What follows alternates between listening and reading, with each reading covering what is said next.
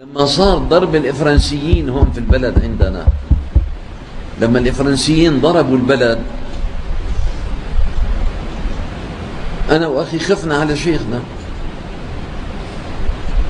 طلعنا من عن جسر فيكتوريا على طريق البساتين نطلع لفوق، والرصاص بين اجرينا مثل عم يرشوا الرصاص بين اجرينا، عم يوزوز يعني.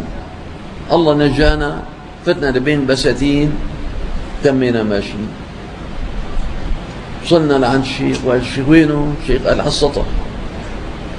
طلعنا على السطح، شيخنا واقف: يا رب اجعل براسي ولا تؤذي أحد من أمة نبيك، يا رب اجعلها بصدري ولا تؤذي حدا من أمة نبيك. عم يفدي أمة النبي بنفسه.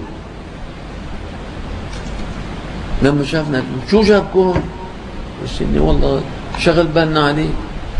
قالني: لا تخافوا علي، انزلوا انتوا لتحت، روحوا. قاعد عم يناجي الله: يا ربي بس ما حدا من أمة نبيك أن يصاب. هذا بحالة العارف بالله.